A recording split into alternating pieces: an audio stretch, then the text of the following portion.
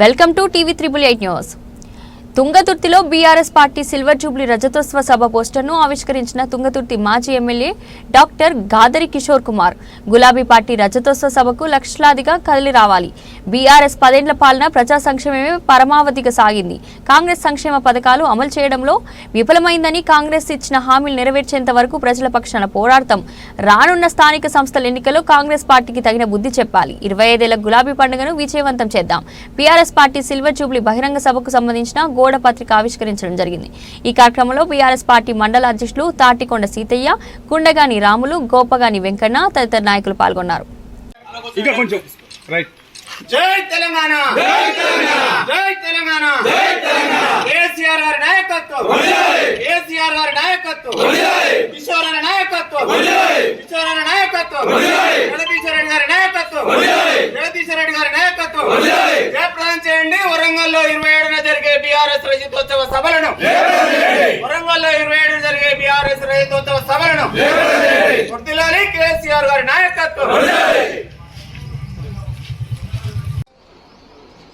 April 27, 2025 నాడు Elkathurthi X రోడ్లో వరంగల్ కేంద్రంగా భారత రాష్ట్ర సమితి రజతోత్సవ సభ జరుగుతున్నటువంటి సందర్భంగా దాని యొక్క పోస్టర్ను ఆవిష్కరించుకొని తెలంగాణ రాష్ట్ర వ్యాప్తంగా ఉన్నటువంటి కేసీఆర్ గారి అభిమానులు, బీఆర్ఎస్ పార్టీ కార్యకర్తలు, తెలంగాణ వాదులందరూ కూడా ఈ కార్యక్రమాన్ని దిగ్విజయం చేసుకొని లక్షలాదిగా తరలివచ్చి ఏదైతే ఇప్పుడు ఉన్నటువంటి దౌర్జన్య పాలన కాంగ్రెస్ పార్టీ ఒక దమనకాండ చేస్తుందో రేవంత్ రెడ్డి వారికి బుద్ధి చెప్పే విధంగా ప్రతి ఒక్కరూ మనకు జరుగుతున్నటువంటి అన్యాయాన్ని ఒక సందర్భాన్ని కల్పించుకొని కేసీఆర్ గారికి మద్దతుగా నిలబడి ఆ కార్యక్రమాన్ని దిగ్విజయం చేసుకోవాల్సినటువంటి సందర్భం కనపడుతుంది.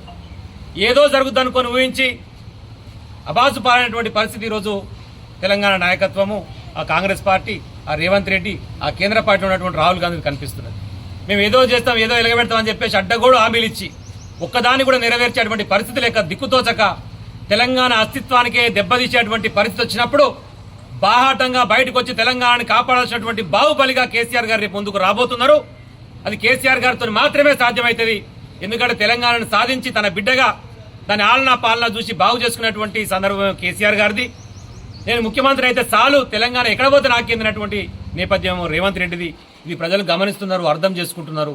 ఈ రోజు ఒక అస్తిత్వానికి దెబ్బ తగిలేటువంటి పరిస్థితి వచ్చింది కాబట్టి ఇచ్చిన హామీలు నెరవేర్చలేవు, చెప్పినటువంటి మాటలు నెరవేర్చేటువంటి పరిస్థితి లేదు.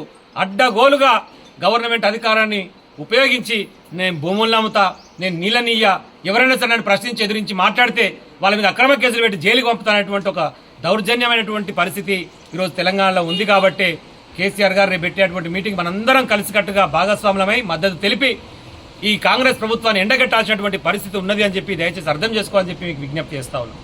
రేపు కేసీఆర్ గారు కూడా అక్కడి నుంచి దిశానిర్దేశం చేసి 25 సంవత్సరాలు కావస్తున్నటువంటి బీఆర్ఎస్ పార్టీ పెట్టి తెలంగాణ కోసం కొట్లాడి తెలంగాణ 10 సంవత్సరాలు పాలించి ముందుకు పోతున్నటువంటి సందర్భంలో మనందరం భాగస్వాములై మన పార్టీ, మన ఇంటి పార్టీ, మన జెండా పార్టీ అని చెప్పేసి అందరం భాగస్వాములమై ఈ మీటింగ్ తర్వాత కూడా మళ్ళీ సభ్యత్వ నమోదు కార్యక్రమం, గ్రామ శాఖలు, మండల శాఖలు, జిల్లాకు సంబంధించి రాష్ట్ర కమిటీలు ఏర్పాటు చేసుకొని అత్యద్భుతంగా ఈ కమిటీలతోనే రేపు వచ్చేటువంటి ఎన్నికలలో కూడా భాగస్వాములమై ముందుకు సాగాలని చెప్పి కేసీఆర్ గారు మంచి నిర్ణయం చేస్తా ఉన్నారు.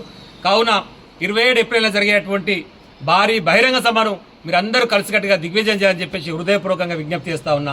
జై తెలంగాణ, జై కేసీఆర్.